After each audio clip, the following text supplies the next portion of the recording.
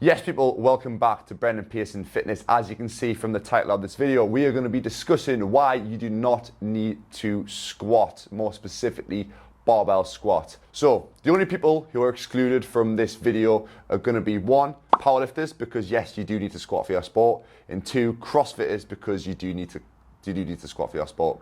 They're the only two that I can think of off the top of my head that actually need to be able to squat, because there is a requirement within them sport. If you're a bodybuilder, an athlete, footballer, or just a general person who wants to get fit in the gym, you do not need to squat. If it's causing you issues, if you can't get full range of motion, I would advise scrapping it. But we're going to summarize all that in today's video. So I'm not saying that the squat is a bad movement. There is some people who can definitely squat pain-free, with good range of motion, with good technique, and not have issues. There is a lot of people out there who can do that if you are built for it and you obviously practice it a lot. That's the main thing. There's two things that you need to consider. Are you genetically built for it? And also, do you have the mobility and the strength, and have you practiced it enough to be able to do it properly? You see a lot of people in the gym doing half reps, doing horrible things, putting too much weight on the back, they're folded into a squat. It just doesn't look good. You do not have to do it. Yes, it's an old school bro thing to say that yes, you need to back squat to build big legs. Trust me, you don't. There's a lot of better exercises out there for you to build bigger legs. For example, hack squats, which I'm going to talk about in a bit, leg presses, leg extensions, split squats are all exercises that me personally, I use, and as well I would advise for a lot of people to do instead. But let's look at the biomechanics and the reasons behind why you might not be fit to squat yourself. Right, excuse the bad lighting, but I'm going to take a picture of these two guys here. We've got Bill and Bob. Bill has got long femurs and Bob has short femurs. Now this is one of the reasons why you should probably not squat. If you're someone who is a little bit taller and your biomechanics do not suit squatting, this is the example I'm gonna show you anyway. So we've got long femurs. We've got, is that Bill or Bob? I can't remember. Bill, long femurs, meaning that for him to squat, he has to have a lot of hip flexion and a lot of dorsiflexion. So dorsiflexion is the range of motion at your ankle. Now a lot of people do not have this sort of range of motion within their bodies. It also causes him to have to lean forward a lot, which puts a lot of pressure on his lower back and a lot of emphasis on his glutes, hamstrings, lower back, like I said before, to actually do the movement rather than focusing on the quads, which a lot of people want to try and grow within the squat. Then we have Bob, who's got shorter femurs. Now these are people who might be more prone or might be better suited to actually being able to back squat. Not to say that again, the back squat's going to be the best movement for them, but this is a movement that they can probably get away with because they have shorter femurs. They can stay more upright, meaning allowing more knee flexion and also less dorsiflexion, so less range of motion at the ankle, and probably sitting in a range where most people can actually get into in terms of ankle and hip mobility. So there's a quick little diagram showing that if you are a little bit taller, you're going to have to compensate by leaning forward, and you're going to have to compensate by having ridiculously good ankle mobility, which a lot of people don't have. And that's also going to put a little bit more stress on your knees, your patellar tendon. You might be more prone to things like myself, injuries like that. So yeah, there's a quick little diagram. Back to over there. Right, change of angle. So we're going to talk a little bit about a few things that I would look into if you do want to look to see if you are kind of set up to do squats. First thing, like I said before, is going to be your ankle mobility. So a test for this is a knee to wall test. You're going to be starting with your foot as close to a wall as possible, keeping the heel flat on the floor, driving that knee forward, and then all you're going to do is keep on moving back as far as you can, keeping that heel on the floor. And once you get to the point where that heel comes off the floor, that's going to be a sign that that is your max range of motion, your max dorsiflexion, max ankle mobility. You're going to take a measurement, see what the distance is. For most people, for people who are probably wanting to squat, you're probably going to want to aim for about a 14 centimeter gap. Now for me, I have imbalances, so I think I'm 13 on my right side and about 17 on my left. Now I have long femurs. I have to have a lot of ankle mobility to get into a full squat. That's another thing. If you have one side which is weaker or one side which is less mobile than the other, that's going to cause imbalances and most likely going to cause you injury. Now there is a few exercises to improve your ankle mobility. I've covered them in the past to do with knee pain. I'll link some videos up above, somewhere up here, but one of them is going to be an ankle banded distraction, stretching off your dorsiflexion. So you can throw them in, however, it might only do you a little bit of good and you might actually biomechanically not have the range of motion for that.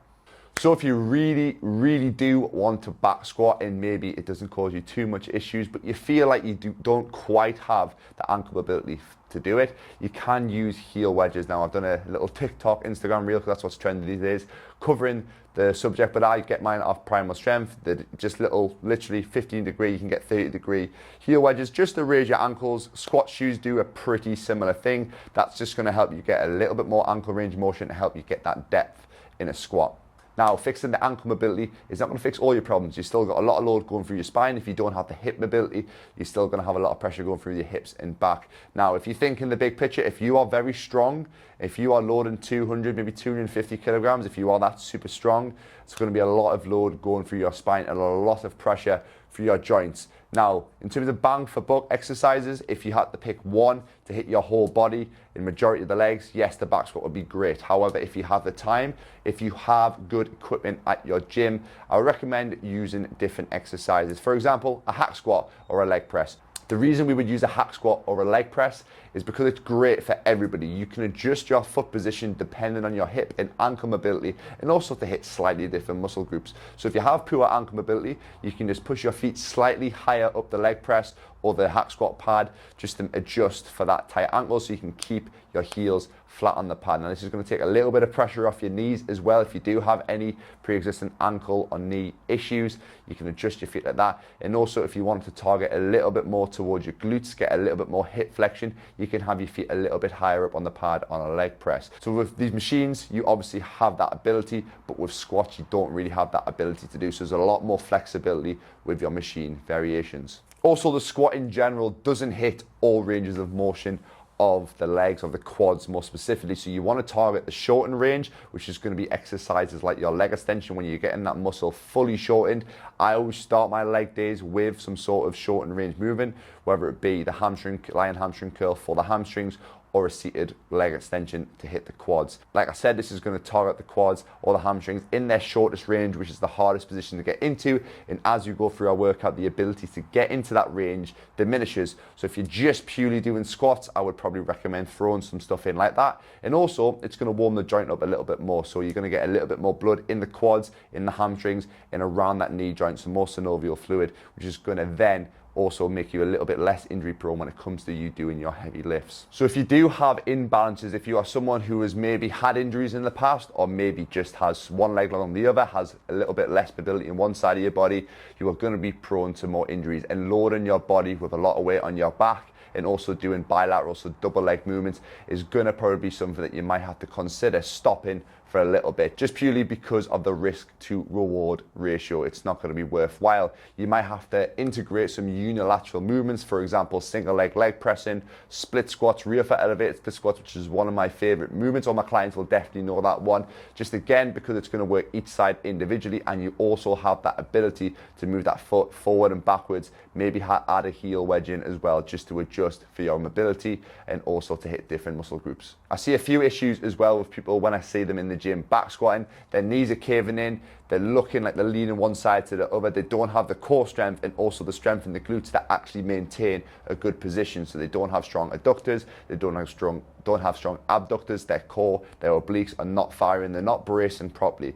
Now, I think that everybody should be able to do some sort of bodyweight squat, pain-free, even a goblet squat. However, loading it really heavy is not going to be worth the risk for majority of people, especially if you have injuries and tightness. You should definitely not rely on machines purely if you are someone who has never done any sort of body weight, any sort of movement. This is going to require a little bit of balance and stability. If you've always used machines, leg extensions, hack squats, yes, you should integrate maybe some single leg squats, some rear foot elevated split squats, maybe some goblet squats in like a superset fashion so you're getting some higher volume in, but not everybody has to back squat. You should master the body weight squat, but sticking a lot of weight in your body, it might not be worth it in the long run. You've got to think your body has only so many miles, the same with your car only has so many miles, and if you're loading it and hammering it with weight, poor technique, and even if your technique is good, is it really going to be worth it, damaging your body for the sake of majority of the time, ego? So just to give you an example, I myself have had a lot of injuries with my ankles, so my ankle mobility is shocking after surgery. I've had 2 knee surgeries, I've had hip surgery, so I've had a lot of different issues. Obviously, I'm kind of on the extreme end of the spectrum. Some people have never had those issues before, which is great. However, I'm just going to give you an example of how a typical leg day would look for me. I've got 4 different leg sessions. I do one on a Sunday and one on a Thursday, so there's plenty of rest in between.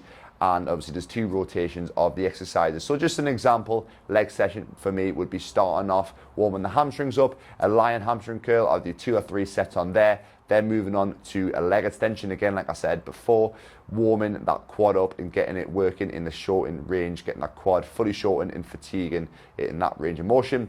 Then we would probably move on to some sort of compound movement, whether it be an RDL focusing on the glutes and hamstrings, or some sort of hack squat or leg press. Again, maybe 2, max 3 sets on that one, pushing quite intense.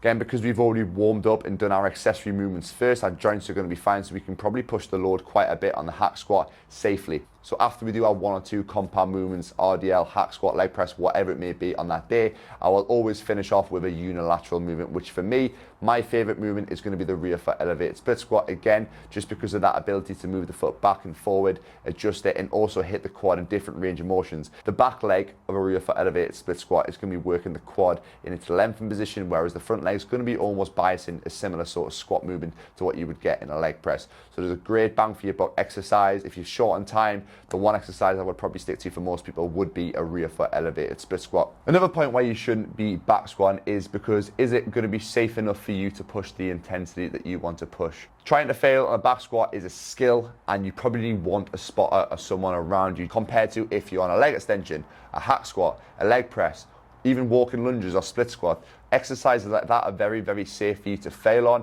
If you end up failing, it's just going to hit the bumpers, or you're just going to fail and the machine's going to catch you. It's going to be absolutely fine. Back squats, there's a lot more things that could go wrong. You can bulge your disc, you could do something bad to your knee, you could strain your lower back. There's a lot of things that could go wrong in that exercise. So again, is it really worth that risk of injury? Can you push to the same intensity as if you would on the hack squat or a leg press? So just to summarize why you should not be back squatting. 1, you might not be biomechanically designed for it. For example, you might have long femurs, meaning that your ankles and your hips have to compensate for it. 2, it's not going to be fit for purpose. It's not going to be fit for your sport. If you are not a CrossFitter or you are not a power lifter or an Olympic lifter, you probably do not need to be barbell back squatting.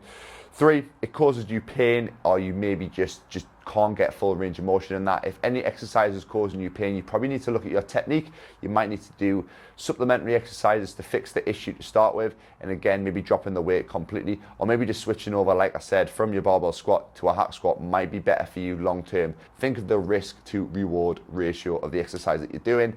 Is what you're doing going to be worth it long term? Is there a benefit to doing back squats over hack squat, or are you better off being safer and going up to a hack squat or a leg press? And the final reason, is it the best exercise for you? Is it going to be the most purpose-built exercise that is going to get you the best results in your training? If you are bodybuilding, there is probably better exercises like leg extensions, hack squats, which are going to specifically target the muscles you're working and also save you a lot of fatigue. Sticking a lot of weight on your back is going to fatigue your body massively. So switching over to a hack squat means you can really focus on the muscle and rely less on that stability which you'll need it in a back squat. If you're an athlete, like a footballer, which I haven't really touched on too much, you're probably better off doing single leg movements, mastering a pistol squat, mastering a rear foot elevated split squat, mastering all these single leg movements, which are going to be more beneficial and more transferable into your sport. So yeah, do not feel the pressure to get yourself under a bar, especially if you're just starting out in the gym. Yes, I think we should all master bodyweight squats. We should be able to do some form of squatting movement. However, doing it for load, doing it as heavy as possible just for the sake of your own ego or because everyone else looks like they're doing it. Just rethink why you are doing things. Get a good coach and they should guide you through the process and set exercises which are going to be specifically right for yourself. So there we go, that is a little bit more of an informative video for everybody. Hopefully you enjoyed it. If you have any questions, drop them down below in the comments. As always, follow me on Instagram, all different social medias, and subscribe to my YouTube channel for more different videos. Any content you want to see, let me know. If anybody wants to inquire about coaching, maybe you want to work to myself, maybe you've had a few injuries, you're having issues with back squats, and you want to find out a little bit more about what different types of training there could be, different exercises, then the inquiry link is down below. I'll see you in the next video. Over and out.